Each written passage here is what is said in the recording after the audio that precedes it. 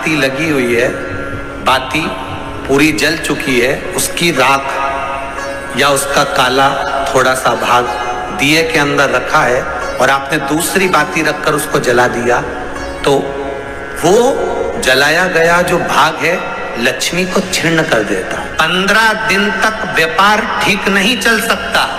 एक बार प्रैक्टिकल करके देखना। दिए के अंदर अगर कोई बाती जल गई, जलने के बाद ठंडी हो गई, ठंडी होकर उसमें राख पड़ी हुई है, या उसके अंदर कोई काला सा आप गोल बत्ती लगाते तो काला का एक भाग काला काला सा जला हुआ उसके अंदर रह जाता है। कई लोगों की आदत रहती है कि अब शाम का टाइम तो है, उसको कौन हटाए, उसी में अपन दूसरी बत्ती रख दो, जला दो, उसी में रखकर दूसरी बत्ती जला दो।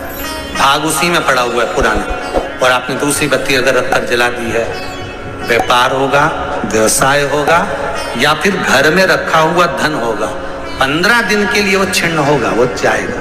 पैसा टिकने वाला नहीं 15 दिन तक, चाहे कुछ भी कर लो। कई लोग कहते भी होंगे कि हमारी दुकान तो 8 दिन तो अच्छी चलती, 8 दिन के बाद नया क्या हो जाता है, 15 दिन अच्छी चलती, 15 दिन के बाद नया जाने क्या हो जाता है। तो उसमें गलती ढूंढो कि हम गलती क्या कर रहे हैं। ये तो व्यापार तो अच्छा चल रहा है, ग्राहक भी आ रहे हैं, सब कुछ होता है। जब 15 दिन ग्राहक आते हैं तो 15 दिन क्यों नहीं आते, 8 दिन ग्राहक आते हैं तो 8 दिन क्यों नहीं आते, उसके पीछे तुम्हारा कोई कारण होगा। फिर अपनी गलती को ढूंढो कि हमारी गलती क्या हो रही है। या तो बहू है, या सास, या घर में रहने वाला कोई व्यक्ति, या घर के बच्चे दिए में दिया रखकर जला देते, मतलब उस बाती को फिर रखकर जला दिया, तो अब उसको तो तुम्हें भोगना है। अब उनको नहीं मालूम कि गलती क्या हो रही, गलती अपन कर रहे हैं। कितना सुंदर संवाद है वहां, बहुत ध्यान दीजिएगा जरा।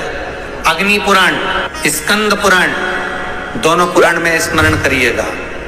कार्तिक खंड स्कंद पुराण का पढ़िए और अग्नि पुराण का भाग पढ़िए। बेलपत्री का पेड़ हो, पीपल का पेड़ हो, बड़ का वृक्ष हो, चाहे आंवले का वृक्ष हो, चाहे घर मंदिर से बाहर जाकर, अर्थात घर से बाहर जाकर, मंदिर से बाहर जाकर खुले में अगर आप कोई दिया जला रहे हो, दीप प्रकट कर रहे हो, तो उसमें इतना घी, इतना तेल मत डालकर जलाना कि दिया ठंडा हो जाए और तेल और घी उसमें पड़ा की पड़ा रह जाए। कई बार आपके साथ में भी हुआ होगा, आप दशा माता की पूजन करने गए हो, या पीपल की पूजन करने गए हो, या वृक्ष की पूजन करने गए, आंवले की पूजन करने गए, बेलपत्री का पूजन करने गए, तुमने तो दिया में घी डाल लिया ज्यादा, बत्ती भी लगा दी तुमने, और इस भाव से लगाई कि जलेगा थोड़ी देर तक, और मालूम पड़े तुम्हारी पूजन हुई, हवा का वेग आया, दिया ठंडा हो गया और उसमें घी पड़ा रह गया, उसमें तेल पड़ा रह गया। महाराज, जिस व्यक्ति ने दिया लगाया,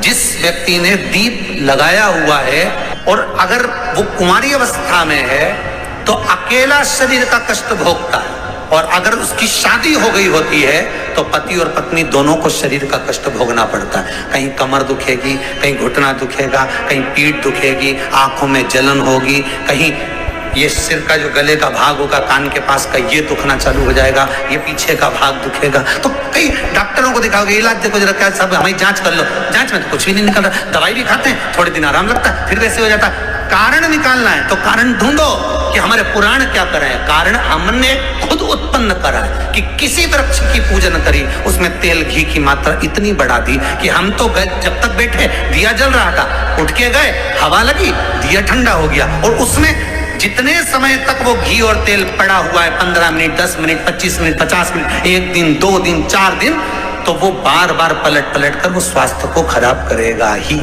चाहे कुछ भी कर लो, कितनी भी जांच।